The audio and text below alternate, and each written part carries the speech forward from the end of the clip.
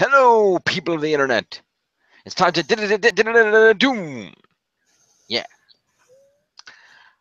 I am James Phoenix, and this is a look at the new Yu-Gi-Oh film, the fourth Yu-Gi-Oh film in total, actually, The Dark Side of Dimensions. Joining me is Chriz the Mole. Award-winning Chriz the Mole. Yep, and Anastasia Lazerbeam. Hi. So yes, Dark Side of Dimensions, the fourth Yu-Gi-Oh film in total, although this one did not get a theatrical release over here. This one went straight to DVD. Although I think it got theatrical release over in Japan, though. Didn't it get theatrical release over there? Because when it first came out over there, I heard it was going into select cinemas the same way as Dragon Ball did. Maybe it went into a few. It wasn't any over here, anyway. To be fair, when I mentioned it to you, you hadn't heard of it until it was already out. True, I'm just saying. Apparently, because I heard about it because they made a big deal about it going into cinemas. Mm-hmm. Let me guess, are you Googling right now? No, just checking something. We can see you lit up. Oh yeah, there was a theaters back in January. I totally missed that. Okay. Yeah. Fair enough.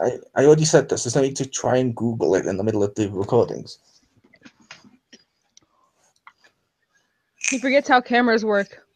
Yeah, if you get how cameras work, if you get how shitty it looks when every time he just blanks, everyone just goes all bright white.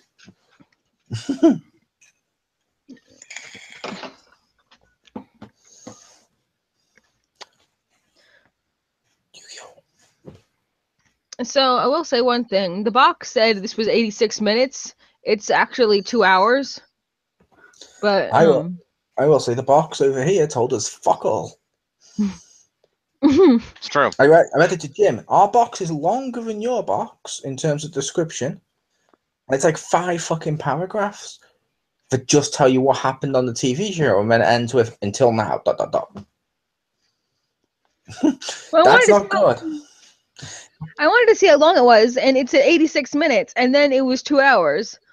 That'd be like basically buying, like, I don't know, Star Wars Episode 7 on Blu-ray or DVD, regardless of your opinion of it. Mm-hmm. And going, okay, I haven't seen this. What's it about? And it recaps episodes 1 to 6 and then says until now. That would not help you buy that movie. I'd just be like, oh, okay, I don't know what's going on here. Yep. At least it's not a bunch of lies. Yes. It's also worth noting, and I believe Jim mentioned it at one point, I believe they've officially stated it is the only thing's canon in this is the original manga, just up till the end of the Yu-Gi-Oh saga. Then this, or you read from that one, and then this, basically. That's why it's got loads of inconsistencies with the anime series. Yeah. Like, I know one, which annoyed the hell out of me. Okay. Why the fuck are they still in high school? They're graduating. They're not in high school. Yeah, they're seniors now. Yes, but if you watch the animated show, if you watch the anime, they were in their final year or whatever it was, or they were in like near the final year back in the original. Then that ended. Then Yu-Gi-Oh's appeared each time since. He's appeared in a couple of the other anime series, which means they'd all be in continuity, and they've all mentioned that they're lasting a year. Therefore, they shouldn't still be in school. They got held back because all the time they missed from dueling. Yeah. There you go. But I make the case of that's fine because it's not meant to fit that continuity, so it works. Yep. The other big part of continuity that was out was pretty much anything involving Shoddy, because he was totally different in the manga, or not totally different, but he was used differently in the manga than he was in the anime. So as a result, we ended up with a situation where the antagonists of this film are a group of people who Shoddy had taught, and basically given this power called the Plana, which they would be able to wield once the Pharaoh had returned to the afterlife. And none of that was ever mentioned in the anime. Shoddy's purpose in the anime was just that he was one of the guardians of the Millennium Items, and he ended up seeking out the Pharaoh for assistance in trying to find the thieves who stole the Millennium Eye and the Millennium Ring, and the ones that were not legitimately claimed from the Millennium Stone. And there's another one as well. I would say, if he's a guardian of the Millennium Objects, how come he said, yeah, go ahead, pick it up. It's evil, but no, by all means, please grab it.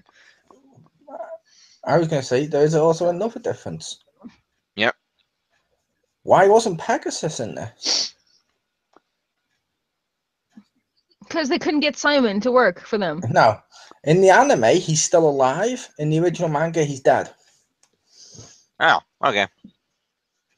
I think it's just because it wasn't really relevant to him. I mean, he lost his bloody eye. He came to terms with his dead wife, and then he went off to just be by himself. Yeah, but it's like a reunion film. You kind of would want at least a cameo of him just looking and going, oh. You would think. Because that's how these work. Like, even like the Dragon Ball one where it came back and it's got references to stuff like that. They even brought back Pilaf just to tie it into the original Dragon Ball, and they have a couple of little cameos. If it's a film coming back, and they did try and work in cameos, like I think Weedle has it, or whatever the fuck his name is, has a cameo. Oh, okay, I missed that. Yeah, he appears in the background in one of the stuff. Oh, okay, yeah. Okay. That's fair enough. Makes sense. Probably in the Battle City scene where Kai was like, I am declaring a new tournament. That's usually when you see all those guys in any given Yu-Gi-Oh production. Yeah, but I will say back to Pew's point. What was Pew's? I said he's supposed to be like the guardian of the Millennium Objects, but literally some crazy old man goes, I need to have it, money, money, money, blah. And he's like, go ahead, it's evil, but go ahead, take it. And he's like, oh, thanks. Oh, I'm going to grow a rabbit now. Well, much like what happened, he probably figured the guy was going to take it, the spirit was going to kill him, and Shadi was just going to pick it up and put it back in the stone. He didn't expect that the kid's 8-year-old son was going to grab it and be a capable host for the fucking evil spirit inside. He should have never let it to be grabbed in the first place if he's supposed to be a guardian of it. Probably not. Yeah, like I said, totally different characterization because when we see him in the third or fourth season, whatever it is, with the whole Marek Ishtar situation, we see him trying to get the Millennium Rod back from Marek and the ring back from Bakura, and using the Millennium Scales and the Millennium Key to do this. The key letting him enter people's minds and look around, and the scales letting him judge people's souls, I guess. And which one had the Millennium Falcon? Han Solo. Ha! Did he have a song? Probably. Poor Bakura in this. He just gets shat on, man. Yeah, well. I'm gonna make the case because I've only seen part. Like, I haven't seen the original series for ages. I did like one aspect of this film. Okay. It touched upon one of the most fascinating things in Yu-Gi-Oh that wasn't actually done in the TV show well. Okay. I think it's Kaiba and the Pharaoh's relationship being like the Joker Batman thing of, I want to stop you at all costs. I just want to be better than you. Because Kaiba on the original got shit on every time a new big bad came. He just got dwarfed, basically. Yeah, basically. And so that was cool. Although I will say this film kind of makes him an idiot. Okay. Oh, absolutely. I mean, I know he already was an idiot before anyone says that, but he spent what I'll assume is billions of dollars. He didn't say a specific amount. To make a realistic hologram of the Pharaoh to battle him. And then at the end, he's like, oh my God, this is the most accurate it can ever be. And they're like, yeah. He goes, yeah, it's shit because it's not real. What did you knew it wasn't going to be real by the definition of you creating it. Not, no. And then he goes in to makes a fucking time machine or whatever, or dimensional thing to face the Pharaoh again. It's like if the person who made these turned around and said, oh, you know what? These are really good. Oh, let me try one. Oh, and then try one. Go, oh, I like it, but it's not a real cigarette. Boom, threw it away. It'd be like, that's the point. You know this going into it. It's true. But I did like I said, I did like the Pharaoh Kaiba relationship. Yeah, that was really well done. I agree. I will say the twist in the Kaiba, is it Yami? Kaiba Yami fight wasn't a great twist. I think his name was Atem in this. For some reason. Okay, the Pharaoh. Might be his manga name or something, but that's fine. The Pharaoh. Their duel has a twist where right at the end it suddenly revealed it was all a holodeck episode. And yes. Basically, I argue that wasn't a big twist to me. No, it really wasn't. The reason I say to me is because I know you guys are bigger fans, so it shouldn't have been a twist to you. Is because the Pharaoh walks out in Yugi's body. he's already left the body. So when you look at him there, it's like I was like, that's how he looked when he was possessing Yugi. He looked slightly different when he wasn't in his body. So I'm like, this is clearly him going by memory of fighting him from when he was in Yugi. So I was like, something's going on here. It's a dream or something. It turns out to be holodeck. You knew it wasn't right.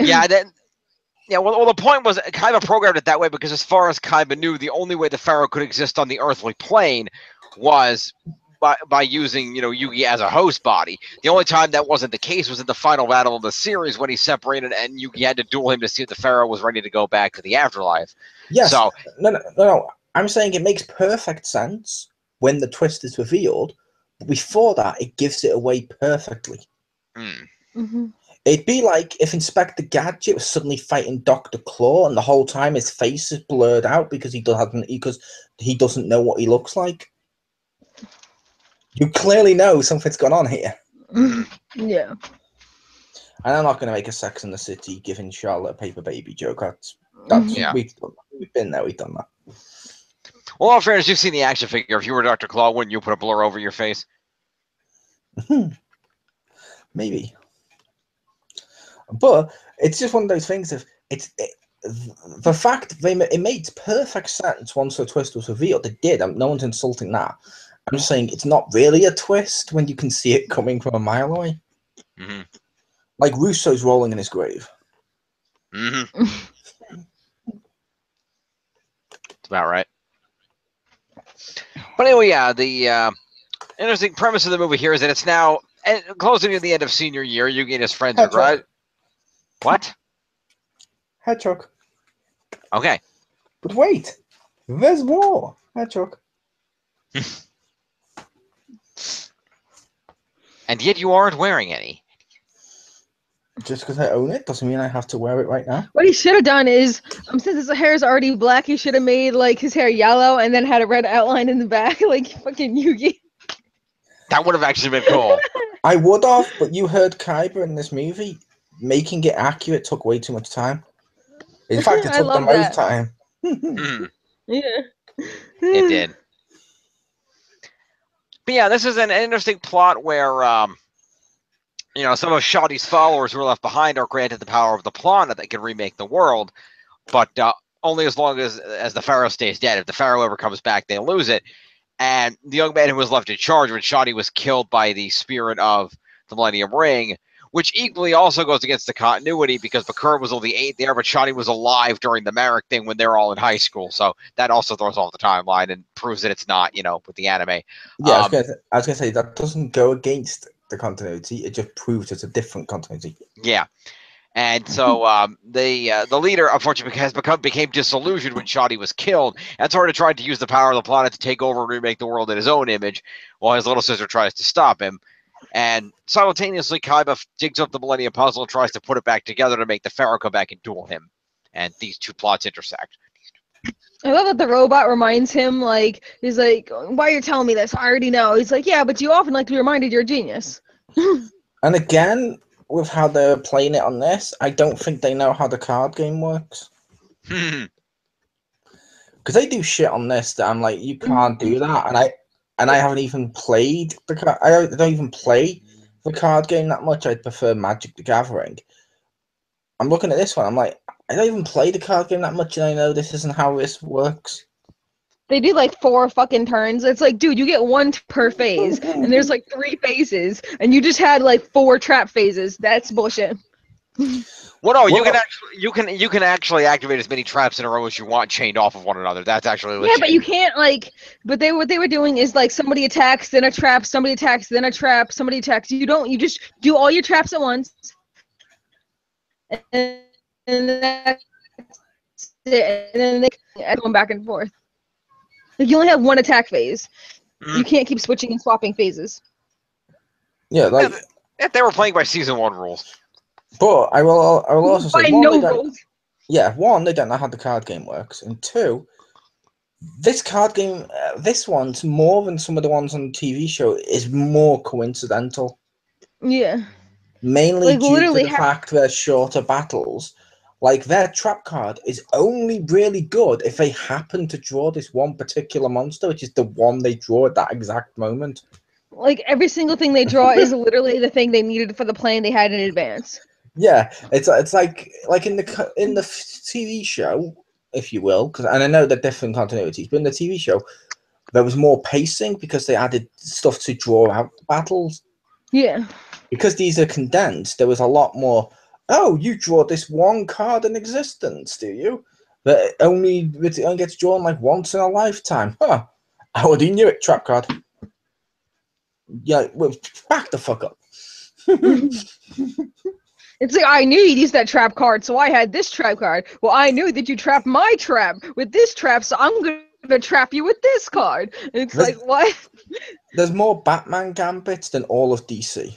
Well, it kind of reminded me a little bit of like Death Note, where it's like, I knew you were planning to do this plan, so I planned to plan your. See, the Death Note ones make sense though, because they're drawn out. It makes.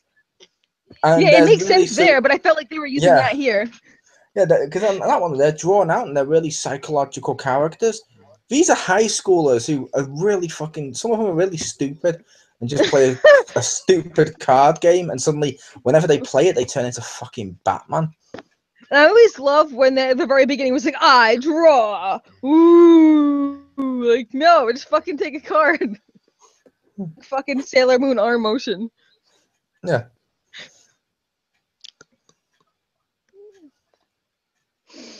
I'm also curious, if he's playing the card game in a hologram and he puts the card down and still plays like normal, would the stuff that happened in the hologram have actually been his real monsters? Because apparently that's how cards work. I don't know. It's the same way with Jim, where he feels real pain through digital stuff, you know? Works on that principle. Yeah. Well, the concept is supposed to be that the cards imbibe the souls of the actual creatures, so. Yes, but are the creatures' souls aware it's a hologram, so they just stay put and allow the hologram to happen? Or did he just torture his blue eyes and all the other shit that he was torturing and turning to stone and stuff during his fake fight with the Pharaoh just to do it? Because if that's meant to be their souls, I'm sorry, if that was my soul, I wouldn't come back out again. I'd be like, no, fuck you. Last time you did this just for a fucking video game. Of a card game. You tortured my soul to win a video game about a kid's card game. Fuck you, I'm out. Well, that's the thing. I'll go and possess a Ditto card. They're programmed to enjoy it. Yeah. He may have been using a holographic deck. He might have, but I swear he put in his pot where he puts the deck is where he pulls it out, and the next time he's out. So I don't know what's going on. I don't know. But Macabra's one of those duelists. I mean, he cares about his blue eyes, but he is generally known to go all out like that. It's one of the lessons that Yugi taught people repeatedly is that, you know, your cards are like your friends, and you have to treat them as such, and they'll always be there to help you out. The heart of the cards will always be there for you. It was a lesson. Speaking of, cheesiest fucking scene in the whole film. Okay. Joey's back to life. How did you come back to life? Well, some memories will never die, like those of my friends. And suddenly the ghosts go, oh my god, he has friends. And just blow themselves up. I'm like, what the fuck just happened? Friendship is magic. I'm like, no, this is the stuff people parody of Yu-Gi-Oh! It's like the Power Ranger movie when we mentioned they looked at Zordon, the people who wrote it, and just looked at how the fans joke about Zordon now. It's like the people who wrote this movie looked at how people joke about the power of friendship, and we're like, yeah, fuck it, it'll bring it back to life and destroy all the zombies, because friends! Yeah. Friendship is magic. Like the day Joey ever discovers Twitter and Facebook and has like a whole world of friends, no evil will exist. It's true.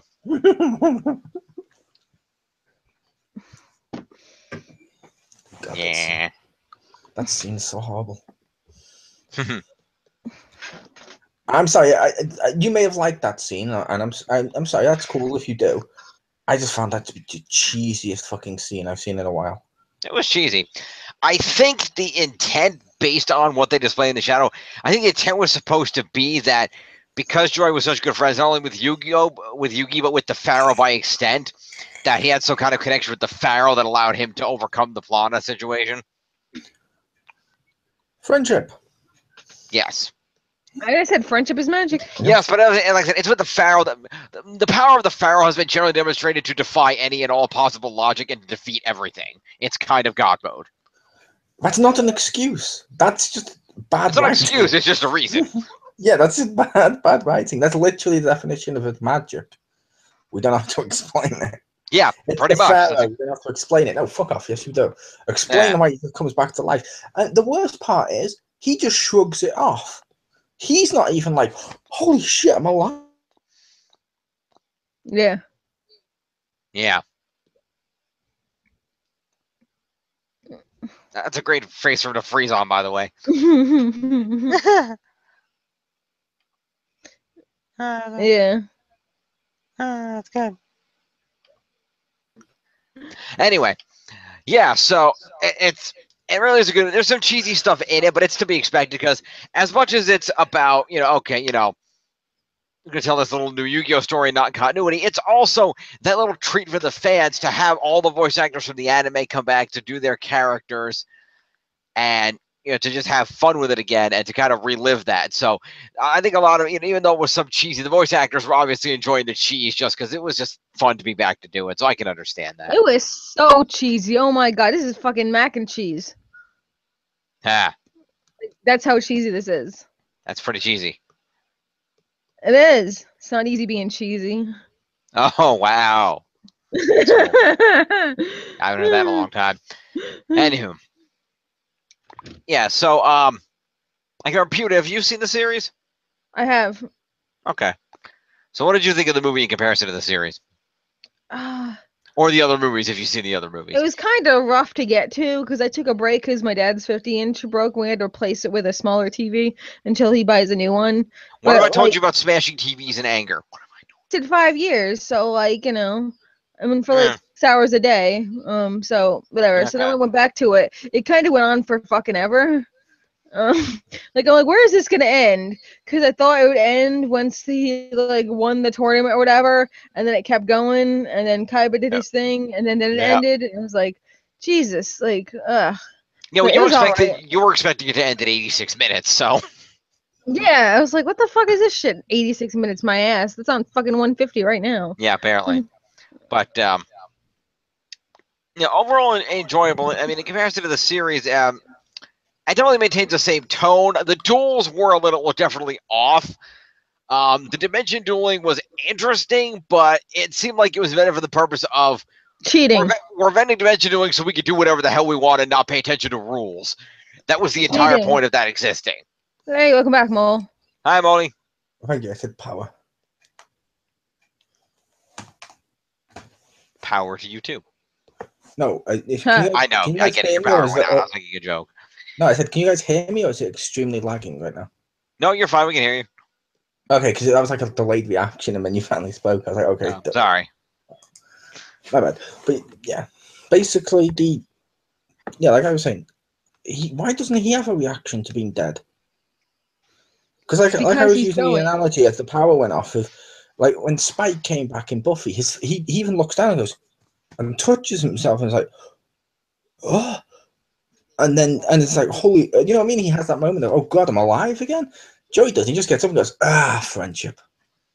Because it's Joey, and that's why he's like, oh, I can't appreciate anything because I'm a fucking idiot. And also because, like I said, I don't know exactly, how far off the manga is from the anime, but if it's remotely close, that's probably at least the 4th or 5th time Joey's nearly died and been saved by friendship. It's not a big thing to him anymore. Yes, but it still needs to have a reaction for us, the audience. Yeah. Like, it's not a big deal, to use terms Jim would understand. In professional wrestling, it's not a big deal for John Cena to win anymore. Mm-hmm. But when he wins, I still want to see him have a reaction so we can go, yay, or boo, or whatever, so we can get emotionally invested. Because he's been winning for 15 years. It's true. The fact he now wins again, it doesn't mean like I'm going to be like, oh, okay. when he wins, it's like, yes, he's like, oh, pumped up because he won. You're like, yeah, you can get pumped up too. Yep. Here's another thing. There was a scene, I don't know where, but the cards were digital for a little while, and I was wondering if his grandfather is he making digital cards? Like is he writing code and making digital cards to sell? That's a good question. I don't know. Yeah, I just thought that was interesting because Yugi was like, I'm gonna be like my grandpa, make cards, and I'm like, you better fucking learn code because they're going digital now. Yeah, I mean, if Grandpa Moto's shop isn't making code cards, I guarantee you Duke Devlin's shop is. Yep, and Yu-Gi-Oh is now going to make his own game with blackjack and hookers. I forget the card game. Yeah, exactly. And he's going off to be a professional pole dancer in France or whatever. Yep. Yugi's like, I'm going to make my own game. And like, oh, yes. Here's what I've pictured for a game. Okay. There's a series of properties to go around in a giant rectangular shape. Tell me more. And the properties increase in value as you go around the board. Intriguing. Yes. But here's the thing. When you purchase a property and someone lands on it, you then owe them money. And what's the purpose of this? It's to destroy friendships.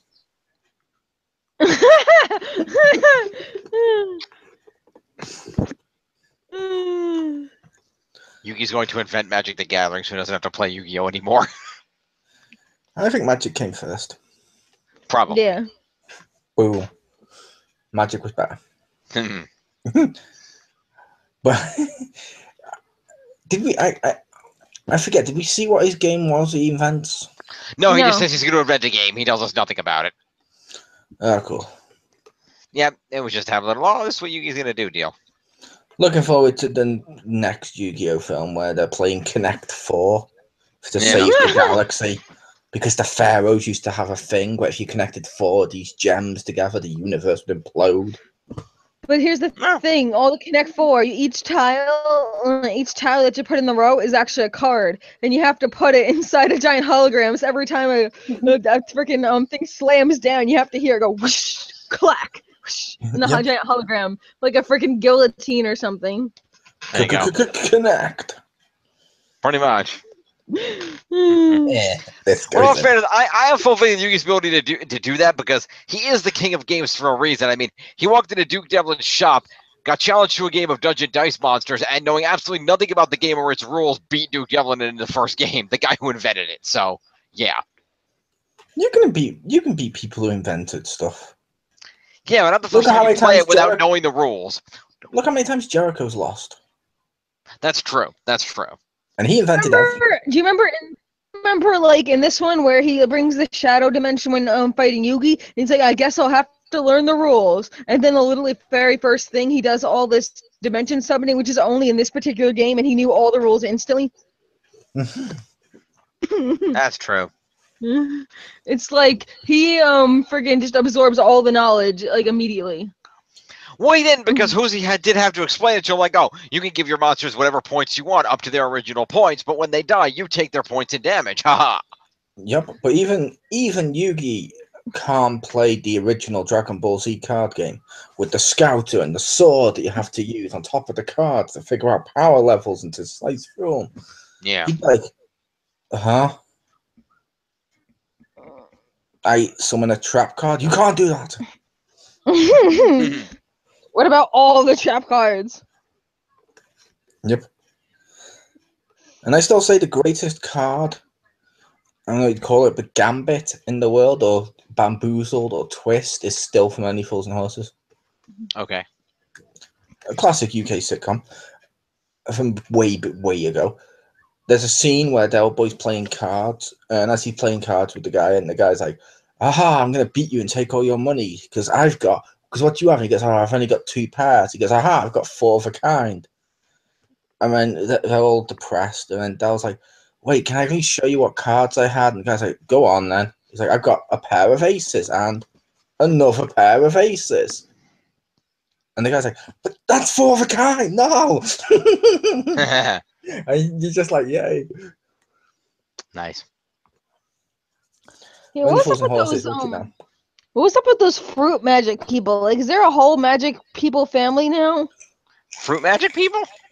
Yeah, like the fruit, the lemon magic chick, and then the cherry.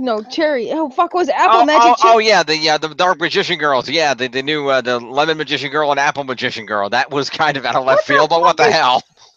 What the fuck? There's like a whole fruit. Like, I want to see the Fig Newton magic magician.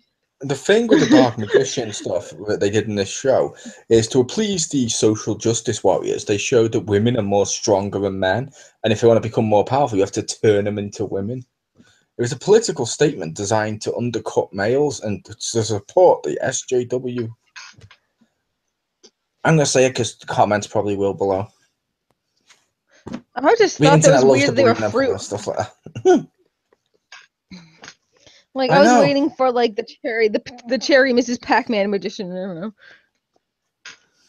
I know all those fruits and Bakura. Yeah. Zing. And not a Pegasus in sight. He's dead, Jim. He is. All right. Final thoughts on the Yu-Gi-Oh movie. Score it. Pew, go. I don't know. I kind of give this like a 6.57 because it was kind of like it was kind of watchable, but it was long as hell. And again, this is because mostly I expected it to be 86 minutes, and it was like 120. But I don't know. I felt like it was even cheesier than like anything that the original series was. Like, and the Sin series was pretty fucking cheesy, but this was like make mac and cheese for the next 6 months. Did you just say the sentence? You expected it to be 86 minutes, but it was really an hour and 20 minutes? Yes, because that's what the box said. 86 minutes is an hour and 20 minutes. 120 and 86 is two different numbers. She expected it to be 120 minutes or 2 hours, not an hour and 20 minutes. Thank you. That's why I said to her, wait, did you just say an hour and 20 minutes? And I'm sorry. I was like, wait, what? Because that is 86 minutes. I'm sorry. I meant 120 minutes. My bad. Oh, I said an hour. I meant 120. But yeah, so that's why it felt long for me. And also I felt like you said this was kind of, it seems like a little bit of a parody of itself. In here, so it's like maximum cheese. This is just Kaiba. Like, literally my favorite thing was just Kaiba and probably Joey, but like just because they were fun, everybody else was kind of like, I don't give a shit what's going on with them. The Plana dude was weird. The whole Plana, the word Plana is weird. Yeah, and I don't know, I like Bakura. Like, he was cool. I felt sad for him. I don't know. It's just all right for me. It wasn't great. If you like the original series, you may like this, but you just as might likely may not. So, you know, you can try it if you really want. 0.5 to 7. Okay. Mole. Thumb it. The pacing was terrible in this movie. Like, really terrible. Like, it went from like suddenly from like there to right to the next scene. Without the segue fades and the the transitions, well, it just went. The only good bit I thought was, as I mentioned, the Kaiba Pharaoh element, which was that bit was kind of cool, but it just gets kind of swept under the rug for, oh look, here's an enemy with stupid hair, and as opposed to their feud, which is actually which sounded way more. That feud would have been a much better point for the entire movie instead of him. True. And I'm just like, oh god, no. And like I said, and the whole friendship is, we're back as friends now, and I'm going to destroy zombies because I'm alive. And you're like, oh, okay. Yes. This was not good. I've seen the original Yugi, and even that on its worst day wasn't as bad as this. Even the later series aren't as bad as this. Best series is still, I think it's GX. Let's get the fun down. Fair enough. And GX is good, yes. I think it was GX. Is that the one with the bikes?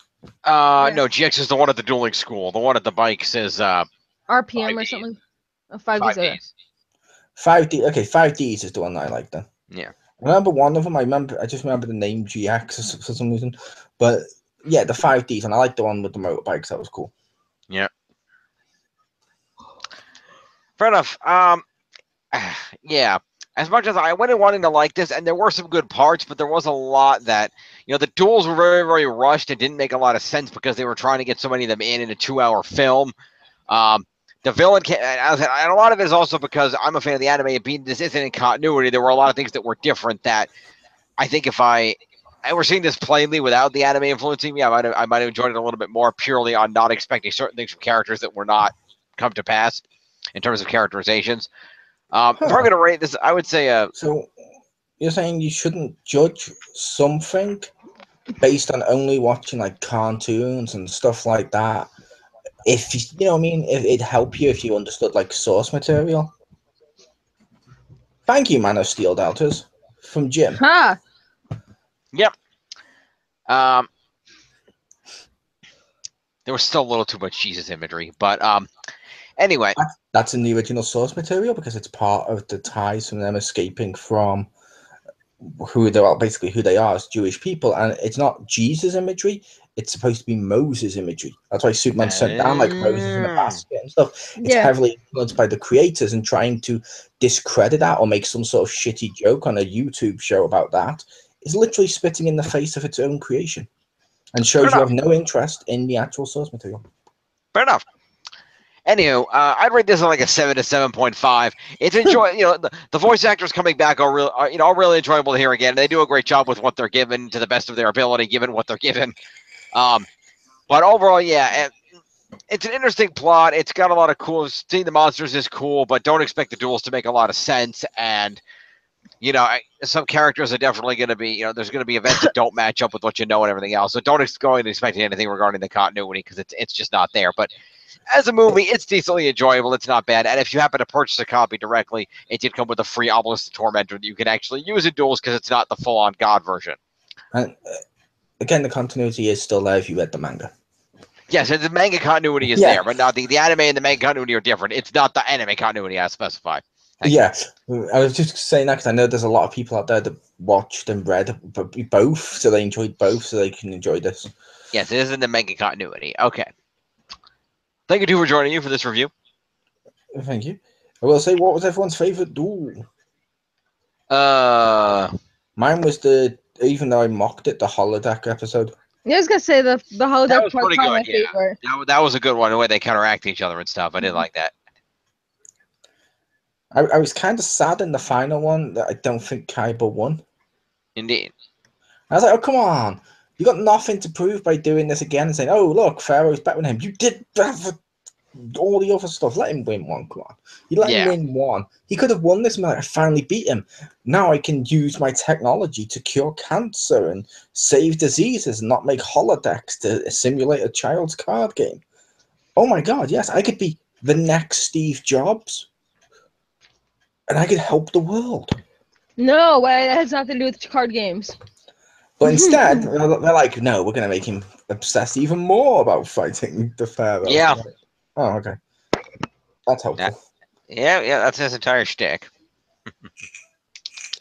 I know, I won't character development. Nah, character development's overrated. Anyway, stay tuned. Are we reviewing tomorrow? I know we have Kong Skull Island on the schedule for tomorrow. Is that tomorrow? That's what it's scheduled for. Then yes. I'll be doing that tomorrow. Okay, because I actually haven't seen it yet, so you'll have to do it with Pew because I just didn't have time to get it with everything else I've been doing. You were the one I was supposed. I'm not going to be here supposed to be doing it with. Oh, well, unfortunately I have not had a chance to see it yet. Yeah, because I have a date tomorrow. Ah, fair enough. Plus, you weren't going to be in that one. It was just going to be me and Jim, and he was going to watch that. Yeah, I'm sorry. I ran out of time to watch it. You can't go to the library tomorrow and get it? No, I can't. Convenient. If you want, we can review this tomorrow instead. Suppose so. Just a suggestion. If not, we don't have to do anything tomorrow. Just a thought. It's something else we've seen and haven't done the review on yet. No, like I said, we can do. Also, Okay. I will say over on the Gaming Zone this week, I will be reviewing something with Pew. Okay. What's that? You said you'd join me for the review. You haven't played it, but it's just mainly to talk about it. The 2K18 game. Oh yeah, sure, no problem. NBA 2K18. Rule the street. Mm.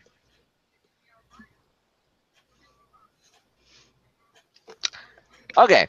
So this has been Yu-Gi-Oh! The Dark Side of Dimensions, available now on DVD wherever movies are sold, I guess. And we'll see you next time here on Pez. Peace.